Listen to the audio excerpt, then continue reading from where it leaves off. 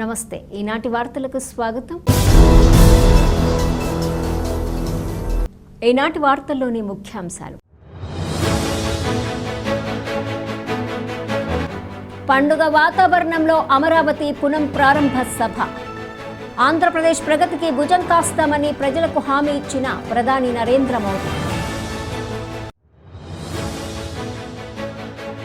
కేసుల సత్వర పరిష్కారానికి లోక్ అదాలత్ చక్కటి వేదిక.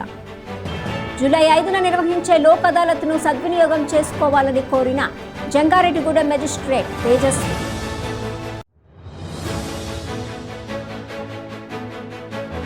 ధాన్యం కొనుగోలు లక్ష్యం పెంచి రైతులు, కౌలు రైతుల వద్ద మిగిలిన ధాన్యాన్ని కొనుగోలు చేయాలి. ఆంధ్రప్రదేశ్ రైతు సంఘం జిల్లా కార్యదర్శి శ్రీనివాస్ డిమాండ్.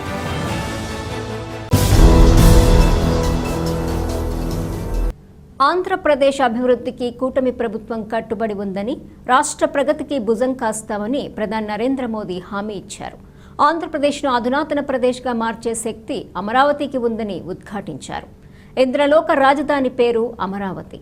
ఇప్పుడు ఆంధ్రప్రదేశ్ రాజధాని అమరావతి. స్వర్ణాంధ్ర నిర్మాణానికి ఇది శుభ సూచిక. స్వర్ణాంధ్ర విజన్కు అమరావతి శక్తినిస్తే వికసిత్ భారత్కు స్వర్ణాంధ్ర బలమవుతుందని ప్రధాని మోడీ పేర్కొన్నారు. అమరావతి పునః ప్రారంభ సభలో ముఖ్య అతిథిగా పాల్గొన్న ప్రధాని మోడీకి ముఖ్యమంత్రి చంద్రబాబు ఘన స్వాగతం పలకటంతో పాటుగా ఉప ముఖ్యమంత్రి పవన్ కళ్యాణ్తో కలిసి జ్ఞాపికను అందజేశారు. ఈ సందర్భంగా ప్రజలను ఉద్దేశించి ప్రధాని మోడీ మాట్లాడారు. ప్రధాని ప్రసంగాన్ని కేంద్ర మంత్రి కింజరపు రామ్మోహన్ నాయుడు తెలుగులోకి అనువదించారు. అమరావతి దేశానికే మార్గదర్శకంగా మారబోతోందన్నారు. ఆంధ్రప్రదేశ్లోని యువత కలలు నిజం చేసే నగరంగా నిలవబోతోందన్నారు. ఐటీ, కృత్రిమ మేధ, గ్రీన్ ఎనర్జీ, క్లీన్ ఇండస్ట్రీ, విద్య, ఆరోగ్య రంగాల్లో దేశానికే మార్గదర్శకంగా అమరావతి రూపొందుతుందన్నారు. ఈ రంగాల్లో మౌలిక వసతుల కల్పనను రికార్డు స్థాయిలో పూర్తి చేసేందుకు అవసరమైన మద్దతును రాష్ట్రానికి కేంద్రం సహకారం అందిస్తుందన్నారు. కలలు కనటమే కాకుండా వాటిని నిజం చేసుకోవటంలో ఆంధ్ర ప్రజలు ముందుంటారని ప్రధాని మోడీ ప్రశంసించారు. ఈ కార్యక్రమంలో రాష్ట్ర గవర్నర్ అబ్దుల్ నజీర్, కేంద్ర మంత్రులు భూపతిరాజు శ్రీనివాస వర్మ, పెమ్మసాని చంద్రశేఖర్, రాష్ట్ర మంత్రులు నారా లోకేష్, నాదెండ్ల మనోహర్, పి నారాయణ, సత్యకుమార్, స్థానిక ఎమ్మెల్యే తెనాలి శ్రవణ్ కుమార్ తదితరులు పాల్గొన్నారు. నరేంద్ర మోదీ సారికి చిన్న ఆశీర్వచన కార్యక్రమం వెనుక జరుగుతోంది. తల్లి దుర్గా భవానీ, కొల్లు విన్నాయి పుణ్యభూమిపై మీ అందరినీ కలవడం నాకు ఆనందముగా ఉన్నది. అమరావతి అనే పుణ్యభూమిపై ఈరోజు నేను నిలబడి ఉన్నప్పుడు నాకు కనిపిస్తున్నది ఒక నగరం మాత్రమే కాదు, నాకు ఒక కళ నిజమవుతుంది అన్న భావన కలుగుతుంది. ఒక కొత్త అమరావతి, ఒక కొత్త ఆంధ్రప్రదేశ్. అమరావతి అంటే సాంప్రదాయం మరియు పురోగతి కలిసి నడిచే భూమి. ఇక్కడ బౌద్ధ వారసత్వం యొక్క శాంతి ఉంది.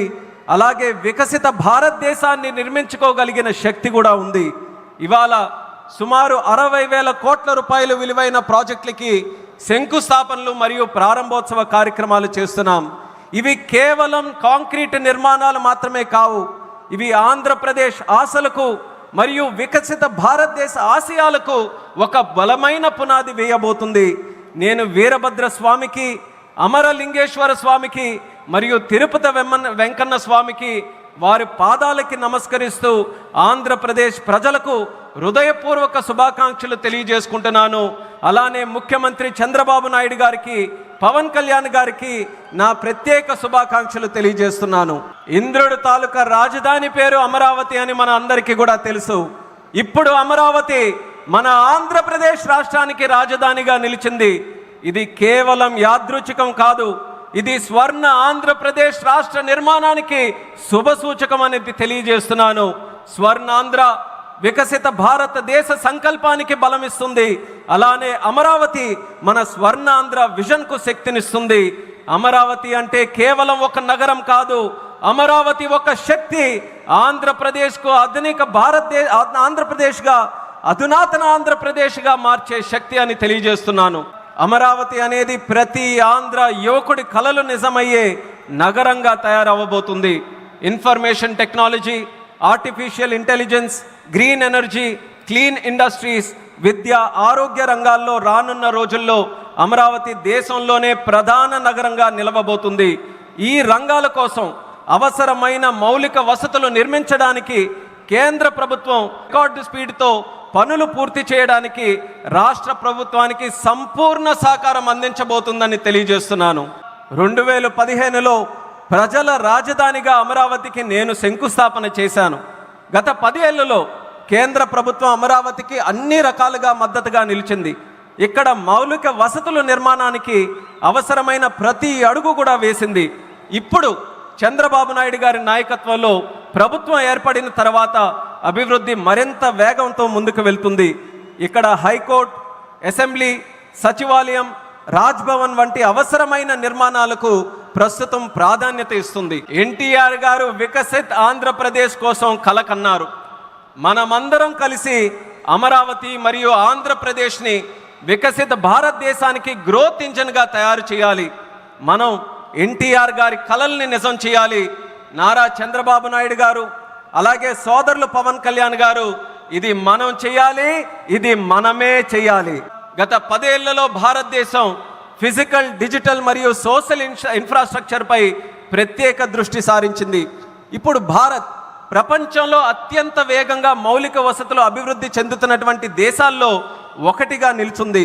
ఇది ఆంధ్రప్రదేశ్కు కూడా ప్రయోజనంగా మారబోతుంది. ఈ రోజు కూడా రైల్ మరియు రోడ్డు ప్రాజెక్టులలో రాష్ట్రానికి వేల కోట్ల రూపాయలు కేంద్రం తరపున అందించడం జరుగుతుంది. దేశవ్యాప్తంగా ఇరిగేషన్ ప్రాజెక్టులు నిర్మిస్తున్నాం. అలాగే నదుల అనుసంధాన కార్యక్రమం కూడా మేము ప్రారంభించాం. మా లక్ష్యం ప్రతి పొలానికి నీరు అందించాలి, రైతుకి నీటి సమస్య అనేది రాకూడదు. ఇప్పుడు రాష్ట్రంలో ఎన్డీఏ ప్రభుత్వం ఏర్పడిన తర్వాత పోలవరం ప్రాజెక్టు పనుల్లో కూడా వేగం మరింత పుంజుకుంది. ఈ ప్రాజెక్టు ద్వారా లక్షలాది, కోట్లాది మంది ప్రజలు, రైతుల తాలూకా జీవితం మారబోతుంది. పోలవరం ప్రాజెక్టు త్వరగా పూర్తవ్వాలని కేంద్ర ఎన్డీఏ ప్రభుత్వం అలాగే రాష్ట్ర ఎన్డీఏ ప్రభుత్వం పూర్తిగా సహకారంతో కలిసిమెలిసి పనిచేస్తాయని తెలియజేస్తున్నాను. ఆంధ్రప్రదేశ్లో కలలు కనే వాళ్ళ సంఖ్య తక్కువేమీ కాదు. అలానే ఆ కలలని నిజం చేసే వాళ్ళకి కూడా తక్కువేమీ కాదు. నేను నమ్మకంతో చెప్తున్నాను, ఇవాళ ఆంధ్రప్రదేశ్ ఒక సరైన మార్గంలో నడుస్తుంది. అలానే సరైన వేగంతో ముందుకు వెళ్తుంది. ఈ అభివృద్ధి వేగాన్ని మనమందరం కొనసాగించాలి, అలానే పెంచుతూ ఉండాలి. ఇప్పుడే చంద్రబాబు నాయుడు గారు మాట్లాడుతూ చెప్పారు, 3 సంవత్సరాల్లో అమరావతి తాలూకా పనుల్ని పూర్తి చేస్తామని. నేను ఊహిస్తున్నాను, 3 సంవత్సరాల్లో అమరావతి పూర్తయిన తర్వాత ఆంధ్రప్రదేశ్ రాష్ట్రం తాలూకా జీడిపి ఏ స్థాయికి వెళ్తుందో ఒక్కసారి నేను ఊహించగలను. అది ఆంధ్రప్రదేశ్ రాష్ట్రం తాలూకా చరిత్రను మార్చబోతుందని తెలియజేస్తున్నాను. అందుకని ఆంధ్రప్రదేశ్ రాష్ట్ర ప్రజలకు, ఇక్కడ కూర్చున్న నా సహచరులకు నేను నమ్మకం కల్పిస్తున్నా. ఆంధ్రప్రదేశ్ రాష్ట్ర అభివృద్ధిలో మీ భుజంతో పాటు నా భుజం కూడా కలిపి పనిచేస్తానని నమ్మకంతో ఈ సందర్భంగా తెలియజేస్తున్నాను. మీ అందరికీ మరొక్కసారి నా హృదయపూర్వక శుభాకాంక్షలు తెలియజేస్తున్నాను. మీ అందరి ఆశీర్వాదంతో ఈ కూటమి ఆంధ్రప్రదేశ్ అభివృద్ధికి ఎల్లప్పుడూ కూడా కట్టుబడి ఉంటుంది. మీ అందరికీ కూడా నా ధన్యవాదాలు. కేసుల సత్వర పరిష్కారానికి లోక్ అదాలత్ చక్కటి వేదిక అని judicial magistrate of first class KSR Tejaswi తెలిపారు. కావున జూలై 5వ తేదీన నిర్వహించే లోక్ అదాలత్ను సద్వినియోగం చేసుకోవాలని ఆమె సూచించారు. జంగారెడ్డిగూడెం పట్టణంలోని కోర్టు ప్రాంగణంలో మెజిస్ట్రేట్ తేజస్వి మీడియాతో మాట్లాడారు. జంగారెడ్డిగూడెం కోర్టు ప్రాంగణంలో మే నెల 10వ తేదీన లోక్ అదాలత్ నిర్వహించబోతున్నామన్నారు. ఈ లోక్ అదాలత్లో ఇరుపక్షాల అంగీకారంతో కేసులను రాజీ చేయటం జరుగుతుందన్నారు. దీని ద్వారా ఎటువంటి అదనపు రుసుము చెల్లించకుండా ఒక్క రోజులోనే కేసులను రాజీ చేసుకోవచ్చన్నారు. అంతేకాకుండా వర్చువల్ విధానంలో కూడా కేసులను రాజీ చేసుకునే అవకాశం లోక్ అదాలత్ కల్పిస్తుందన్నారు. కావున ఈ అవకాశాన్ని సద్వినియోగం చేసుకుని కేసులను సత్వరమే పరిష్కరించుకోవాలని మెజిస్ట్రేట్ తేజస్వి సూచించారు.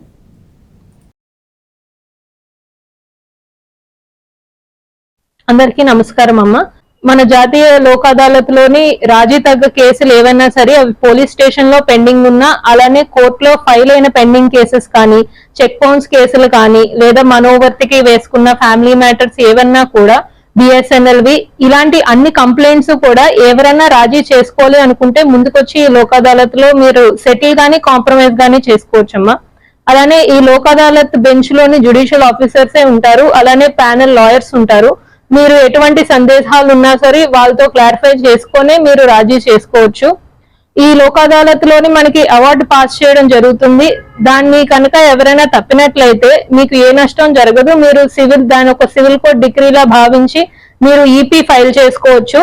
సో రెగ్యులర్ కోర్టులో మీకు ఏదన్నా సరే వివిధ కారణాల వల్ల కేసు విచారణకి రావడానికి సమయం పట్టొచ్చు.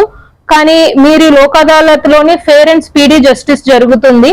సో మీరు ఎటువంటి సందేహాలు లేకుండా ఒక రోజులో కేసు ఎలా పోతుంది అనే భయాలు లేకుండా ఈ లోక్ అదాలత్ అనేది మీకోసం పెట్టింది.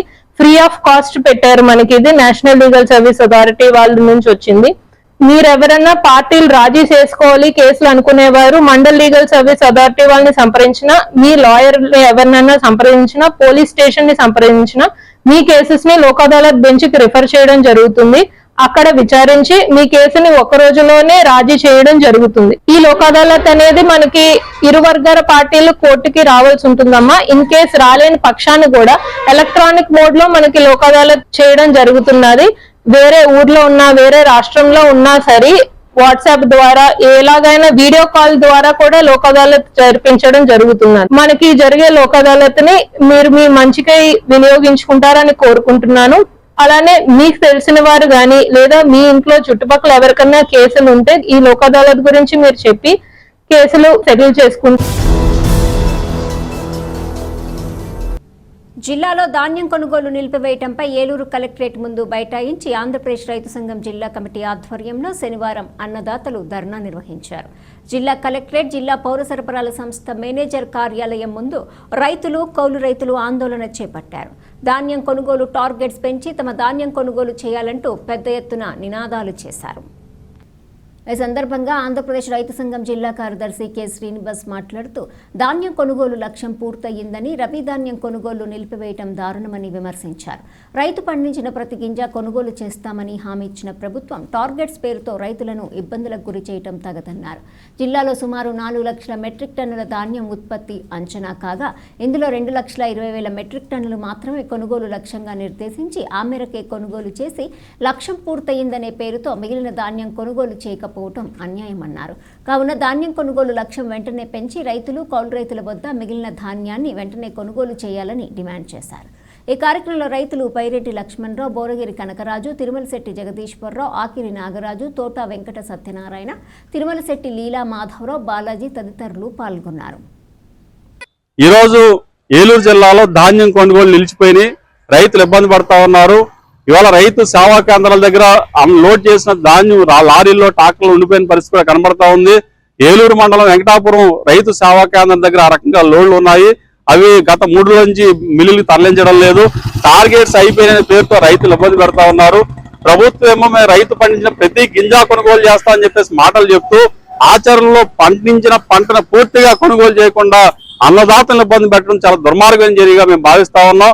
ప్రధానంగా ఈ జిల్లాలో 3,60,000 మెట్రిక్ టన్నుల ధాన్యం ఇవాళ పండిస్తే 2,20,000 మెట్రిక్ టన్నుల ధాన్యం మాత్రమే కొనుగోలు చేస్తాం, మా టార్గెట్స్ అయిపోయిందని చెప్పడం అంటే ఇది చాలా అన్యాయమైన విషయం అని చెప్పేసి మేము భావిస్తా ఉన్నాం.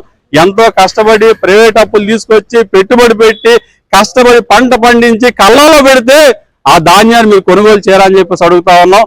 అంటే వాళ్ళ టార్గెట్స్ పేరుతో రైతులు ఇబ్బంది పెట్టడం సరైన పద్ధతి కాదు. ఇవాళ ఉన్న కళ్ళాలను ధాన్యాన్ని పూర్తిగా కొనుగోలు చేసే విధంగా రాష్ట్ర ప్రభుత్వం చర్యలు తీసుకోవాలని చెప్పేసి కోరుతా ఉన్నాం. వెంటనే టార్గెట్స్ పెంచాలని చెప్పేసి కోరుతా ఉన్నాం. ఇవాళ రైతు పంట పండించడం కంటే ఆ పంట అమ్ముకోవడానికి ఎక్కువ కష్టపడాల్సిన దుస్థితి ఇవాళ ఏర్పడిందంటే ఇంతకంటే దుర్మార్గమైన విషయం ఉందని చెప్పేసి మేము ప్రశ్నిస్తా ఉన్నాం. కాబట్టి ఎప్పటికైనా టార్గెట్స్ పెంచి కళ్ళాల్లో ఉన్న ధాన్యాన్ని వెంటనే కొనుగోలు చేసే విధంగా రాష్ట్ర ప్రభుత్వం చర్యలు తీసుకోవాలి. లేని పక్షంలో ఏలూరు కలెక్టరేట్ ముందు పెద్ద ఎత్తున ఆందోళన చేపడతామని చెప్పేసి సందర్భంగా మేము హెచ్చరిస్తా ఉన్నాం. జంగారెడ్డిగూడెం మండలం గురువాయిగూడెం గ్రామంలోని శ్రీ మధ్య ఆంజనేయ స్వామి ఆలయంలో శనివారం ప్రత్యేక పూజలు నిర్వహించారు. ప్రతి శనివారం ఆలయంలో అభిషేక సేవ జరుపుతారు. దీనిలో భాగంగానే ఈ వారం కూడా ఆలయ ముఖమండపంపై స్వామివారి ఉత్సవమూర్తులను ఉంచి పంచామృతాలతో అభిషేకాలు జరిపారు. ఈ అభిషేకాలను తిలకించేందుకు భక్తులు పెద్ద సంఖ్యలో ఆలయం వద్దకు చేరుకున్నారు. అభిషేకాలను తిలకించిన అనంతరం స్వామివారిని దర్శించుకొని తీర్థ ప్రసాదాలు స్వీకరించారు. ఈ సందర్భంగా ఆలయ ప్రతినిధులు మాట్లాడుతూ మధ్య ఆంజనేయ స్వామి ఆలయంలో ప్రతి మంగళవారం, శనివారం ప్రత్యేక పూజలు జరుగుతున్నాయన్నారు. దీనిలో భాగంగానే ఈ వారం కూడా ప్రత్యేక అభిషేకాలు నిర్వహించామన్నారు. ఈ కార్యక్రమంలో ఆలయ కార్యనిర్వహణ అధికారిని ఆర్వి చందన, పర్యవేక్షకులు జవ్వాది కృష్ణ, కురగంటి రంగారావు తదితరులు పాల్గొన్నారు.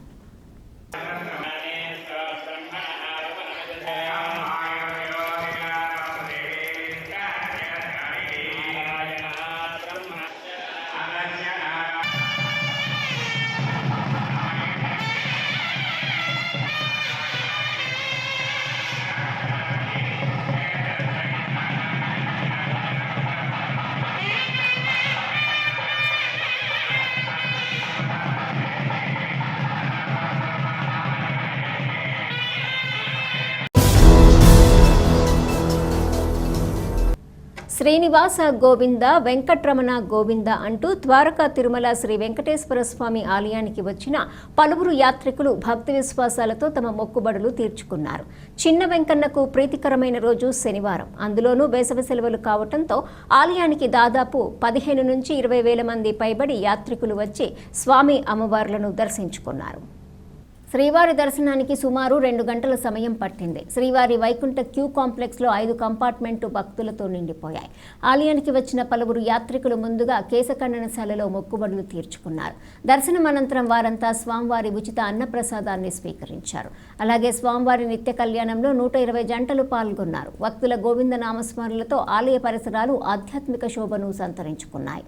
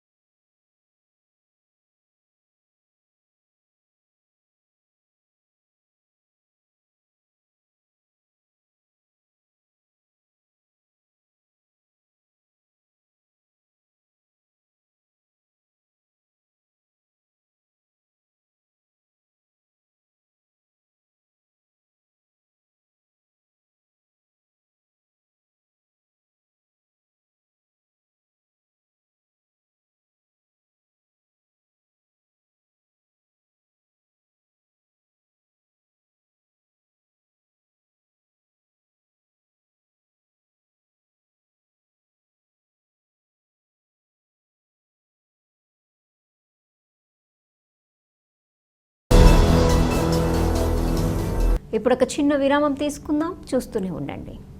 1992 నుండి నమ్మకమైన 916 gold diamond jewellery showroom Shetty jewelleries. అదే క్వాలిటీ, అదే నమ్మకం మన శెట్టి జ్యువెలర్స్, జంగారెడ్డిగూడెం. బ్రహ్మాండమైన సరికొత్త నగలతో మెరిసిపోండి. Golden diamonds 916 KDM and HUID hallmark. 916 KDM అన్ని ఆభరణాలకు 8% తరుగు మాత్రమే. శెట్టి పేరు చెప్పి కాయలమ్ముకునే దొంగలు, మోసగాండ్లు, సన్నాసులు ఉన్నారు, గమనించగలరు. శెట్టి జ్యువెలర్స్ ఎక్కడికి మార్చబడలేదు. 916 కేడియం అన్ని ఆభరణాలకు 8% తరుగు మాత్రమే. అన్ని వెండి వస్తువులకు తరుగు మజూరీ లేదు. Golden diamonds 916 KDM and HUID hallmark. 916 KDM అన్ని ఆభరణాలకు 8% తరుగు మాత్రమే. శెట్టి పేరు చెప్పి కాయలమ్ముకునే దొంగలు, మోసగాండ్లు, సన్నాసులు ఉన్నారు, గమనించగలరు. శెట్టి జ్యువెలర్స్ ఎక్కడికి మార్చబడలేదు. 916 కేడియం అన్ని ఆభరణాలకు 8% తరుగు మాత్రమే. అన్ని వెండి వస్తువులకు తరుగు మజూరీ లేదు. Shetty jewellers, main road, Ganganamma గుడి దగ్గర, జంగారెడ్డిగూడెం. 2024-25 విద్యా సంవత్సరంలో 10వ తరగతి పరీక్షా ఫలితాలలో కిడ్స్ విద్యార్థుల ప్రభంజనం. SK ఒమీనా 600కు 593, Priyanka Sai Lakshmi 600కు 590, Dhanushree 600కు 584, K Greeshma 600కు 580. పరీక్షకు హాజరైన విద్యార్థులు 40 మంది. 100% ఉత్తీర్ణత. 550కి పైగా మార్కులు వచ్చిన వారు 16 మంది. 500కు పైగా మార్కులు సాధించిన విద్యార్థులు 28 మంది. నర్సరీ టు 10th క్లాస్ అడ్మిషన్లు జరుగుతున్నవి. Principal Kora Revathirani, kids English medium school, Eluru road, Jangareddygudem. Phone numbers 08821225370 and 94417964660. తిరిగి మరలా వార్తల్లోకి స్వాగతం.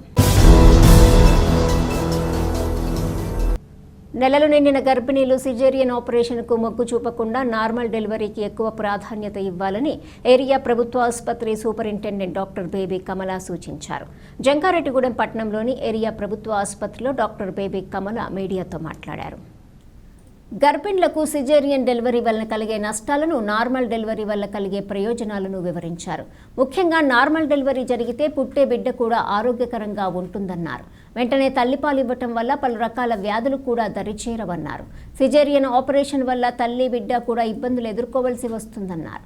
ఉమ్మడి తూర్పు, పశ్చిమ గోదావరి, కృష్ణా జిల్లాలలో సిజేరియన్ ఆపరేషన్లు ఎక్కువగా జరుగుతున్నాయన్నారు.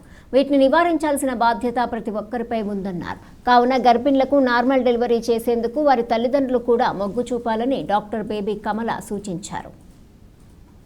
ముఖ్యంగా మన ఈస్ట్ వెస్ట్ గోదావరి జిల్లాల ఏరియాల్లోనూ, కృష్ణా డిస్టిక్ ఏరియాల్లోనూ మన దగ్గర డెలివరీస్లో నార్మల్ కన్నా సిజేరియన్ సెక్షన్తో డెలివరీ రేటు ఎక్కువగా ఉంది. సిజేరియన్ చేసి డెలివరీ చేయటం అనేది ఎసెన్షియల్ అయితేనే, చాలా అవసరం అయితేనే ఆ పద్ధతిలో డెలివరీకి వెళ్ళాలి. లేని పక్షంలో చాలా వరకు నార్మల్ డెలివరీ చేయించుకోవటానికి, అలా చేయటానికి డాక్టర్స్ అందరూ ప్లస్ ప్రజలు కూడా, గర్భిణీ స్త్రీలు వాళ్ళ తల్లిదండ్రులు కూడా దాన్ని యాక్సెప్ట్ చేసి ముందుకు వస్తే బాగుంటుంది. అది ఆరోగ్యానికి మంచిది.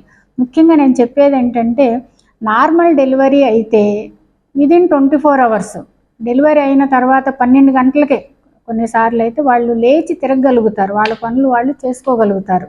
అదే ఆపరేషన్ అయితే వారం రోజులు కుట్లు మానేంత వరకు హాస్పిటల్లోనే స్టే చేయవలసి ఉంటుంది అన్నమాట. కాబట్టి సాధ్యమైనంత వరకు నార్మల్ డెలివరీకి మొగ్గు చూపటం మంచిది. ఇంకొకటి ఏంటంటే, ఇప్పుడు నార్మల్ డెలివరీ అయితే పెయిన్స్తో డెలివరీ, పెయిన్స్ వస్తాయి, ఆ పెయిన్స్ తట్టుకోలేక ఆపరేషన్ చేసేసేయండి, మా అమ్మాయికి పెయిన్స్ తట్టుకోలేదు అని అడుగుతుంటారు. కానీ నార్మల్ డెలివరీ అవటానికి పడే పెయిన్స్ కన్నా ఆపరేషన్ అయిన తర్వాత వారం రోజులు కుట్లు మానటానికి పడే ఆ పెయిన్స్ ఇంకా ఎక్కువగా ఉంటాయి. సో పెయిన్ కోసం భయపడి మత్తు ఇస్తారు కాబట్టి, సిజేరియన్ ఆపరేషన్లో పెయిన్ ఉండదు కాబట్టి అలా డెలివరీకి వెళ్ళిపోతే బెటర్ అని అనుకుంటారు, కానీ అది మంచిది కాదండి. ఇంకోటి ఏంటంటే, బాండింగ్ విత్ ద బేబీ. అంటే నార్మల్ డెలివరీ అయితే తల్లి తన బిడ్డని వెంటనే తన దగ్గరికి తీసుకుని పాలు ఇవ్వగలదు. విదిన్ 1 hour లేకపోతే యాక్చువల్గా 1/2 hour లోపు బిడ్డకి పాలు ఇచ్చే వెసులుబాటు నార్మల్ డెలివరీ అయిన మదర్కి ఉంటుంది. అదే ఆపరేషన్ అయితే కుట్లు పడి ఉంటాయి, రికవరీ పీరియడ్ ఎక్కువ ఉంటుంది. కాబట్టి తొందరగా బిడ్డని దగ్గరకు తీసుకునే అవకాశం తల్లికి దొరకదు. ఇంకోటి ఏంటంటే, వెంటనే బేబీకి పాలు ఇవ్వటం నార్మల్ డెలివరీలో అవకాశం ఉంటుంది. కాబట్టి బిడ్డకి పోత పాలు పట్టాల్సిన అవసరం రాదు. వెంటనే తల్లి దగ్గర అతుక్కుని ఉండటం వలన, ఆనుకుని ఉండటం వలన తల్లికి తొందరగా పాలు వస్తాయి. తల్లి పాలు ఇవ్వటం వలన బేబీ హెల్తీగా పెరుగుతారు, వాళ్ళకి ఇమ్యూనిటీ కూడా చక్కగా పెరుగుతుంది. ఇంకొకటి ఏంటంటే, నార్మల్ డెలివరీ అయిన వాళ్ళు త్వరగా ఆహారం తీసుకోగలుగుతారు. ఆపరేషన్ అయితే ఒక 12 hours వరకు, అంటే ముందు తినకోకుండా ఉండాలి, ఆ తర్వాత ఆపరేషన్ అయిన తర్వాత వెంటనే తినకూడదు. ఆ తర్వాత ఇంకొకటి ఏంటంటే, బ్రెస్ట్ ఫీడింగ్ కూడా తొందరగా ఇనిషియేట్ అవుతుంది. కాబట్టి ఆ బిడ్డ తొందరగా గ్రోత్, వాళ్ళకు బిడ్డలకి గ్రోత్ మైల్ స్టోన్స్ అని ఉంటాయి. వాళ్ళు రెస్పాండ్ అవ్వటము, తల్లిని చూడటము, నవ్వటము, తర్వాత పాకటము, ఆ తర్వాత నడవటం, ఇలాంటివన్నీ కూడా గ్రోత్ మైల్ స్టోన్స్ అన్నీ కూడా యాజ్ యూజువల్ న్యాచురల్గా వచ్చి. కాబట్టి తల్లిదండ్రులకి, గర్భిణీ స్త్రీలకి చెప్పేది ఏంటంటే, ఇంట్లో ఎవరైనా గర్భవతి అని తెలిసిన వెంటనే క్వాలిఫైడ్ డాక్టర్ దగ్గర చూపించుకుంటూ 9 నెలలు చక్కటి మెడిసిన్స్ తీసుకుంటూ ఆరోగ్యంగా ఉంటూ, ఆరోగ్య కరమైన ఆహారం తీసుకుంటూ డాక్టర్స్ చెప్పిన చిన్న చిన్న ఎక్సర్సైజెస్ చేస్తూ ముందుకు వెళితే, పాజిటివ్ యాటిట్యూడ్తో ముందుకు వెళితే, నార్మల్ డెలివరీకి మొగ్గు చూపితే, నార్మల్ డెలివరీ అయితే తల్లికి బిడ్డకి కూడా క్షేమం. అదే ఆపరేషన్ అయితే రెండో ప్రెగ్నెన్సీ వచ్చినప్పుడు కూడా ఆపరేషన్ పడుతుంది. అంటే 2 సార్లు ఆపరేషన్ ఫేస్ చేయాల్సి వస్తుంది. నార్మల్ అవని పక్షంలో వెంటనే డాక్టర్స్ నిర్ణయం తీసుకుని ఆపరేషన్ కూడా చేసే వెసులుబాటు ఉంటుంది. కాబట్టి దీని గురించి అందరూ ఆలోచన చేసి ముందుకు వెళ్ళాలి. విద్య ద్వారానే జీవితంలో ఉన్నత శిఖరాలను అధిరోహించవచ్చని టీడీపీ జిల్లా అధ్యక్షులు గన్నె వీరాంజనేయులు తెలిపారు. భీమడోలు మానవతా కార్యాలయంలో 10వ తరగతి పరీక్షల్లో మండలంలోని ప్రభుత్వ, ప్రైవేటు పాఠశాలలో మొదటి ర్యాంకు సాధించిన విద్యార్థులను మానవతా సంస్థ ఆధ్వర్యంలో సత్కరించారు. విద్యార్థులకు గన్ని చేతుల మీదుగా మెమోంటో, సర్టిఫికెట్, నగదు బహుమతి అందజేశారు. అదేవిధంగా 3 పీజీ విద్యార్థులకు 10,000 చొప్పున ఆర్థిక సాయం చేశారు. తొలుత మానవతా నూతన డైరెక్టరీని అతిథులు ఆవిష్కరించారు. ఈ కార్యక్రమంలో మానవతా భీమడోలు మండల అధ్యక్షులు గుడివాడ సీతారామాంజనేయులు, జిల్లా అధ్యక్షులు దేవినేని భాస్కర్రావు, జిల్లా విద్యానిధి ఆలపాటి నాగేశ్వరరావు, తుమ్మల ఉమామహేశ్వరరావు, రామశెట్టి గంగాధర్రావు, అప్పక రాంబాబు, గుల్లా నూకరాజు తదితరులు పాల్గొన్నారు.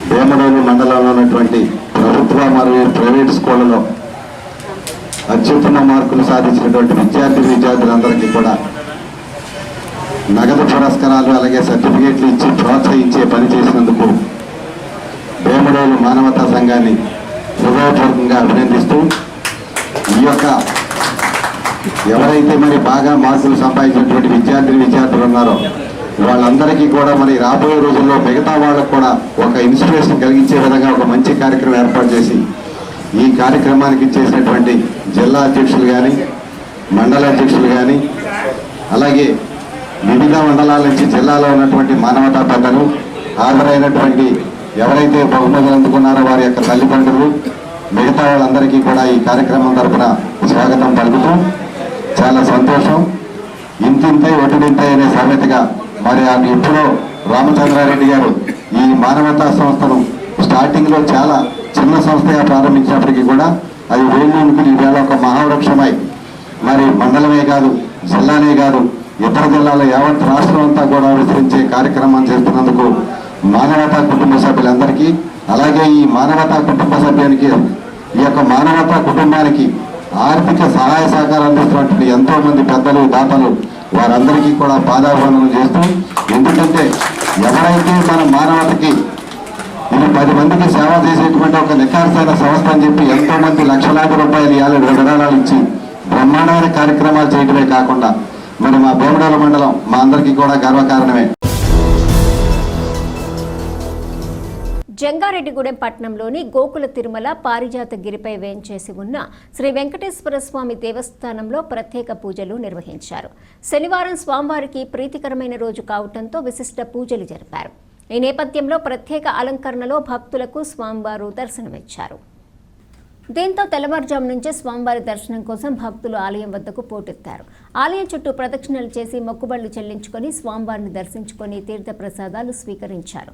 దాతల సహకారంతో మజ్జిగ చలివేంద్రం, అన్న సమారాధన ఏర్పాటు చేశారు. ఈ సందర్భంగా ఆలయ ప్రతినిధులు మాట్లాడుతూ గోకుల తిరుమల పారిజాత గిరిపై వేంచేసి ఉన్న శ్రీ వెంకటేశ్వర స్వామిని ప్రతి ఒక్కరూ దర్శించుకొని తీర్థ ప్రసాదాలు స్వీకరించాలని కోరారు.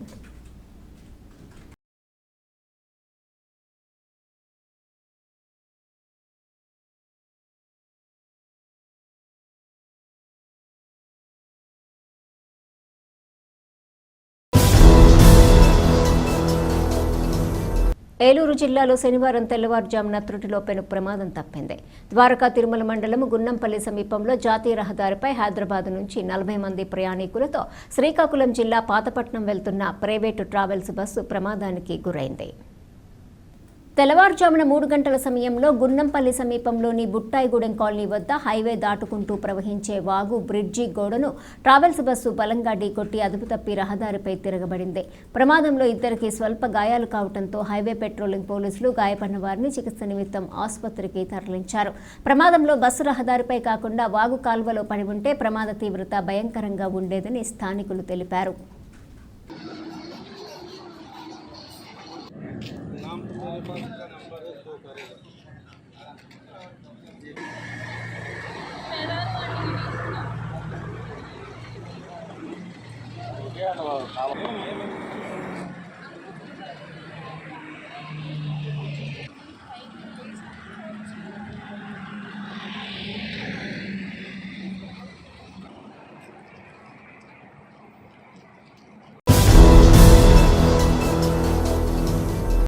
వార్తలు ముగించే ముందు ముఖ్యాంశాలు మరొకసారి.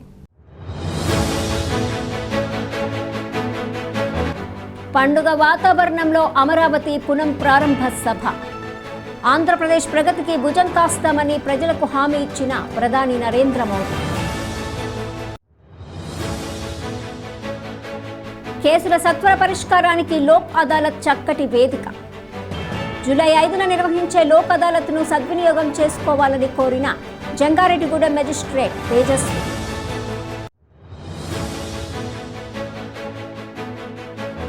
ధాన్యం కొనుగోలు లక్ష్యం పెంచి రైతులు, కౌలు రైతుల వద్ద మిగిలిన ధాన్యాన్ని కొనుగోలు చేయాలి. ఆంధ్రప్రదేశ్ రైతు సంఘం జిల్లా కార్యదర్శి శ్రీనివాస్ డిమాండ్. ఈ వార్తలు ఇంతటితో సమాప్తం. నమస్కారం.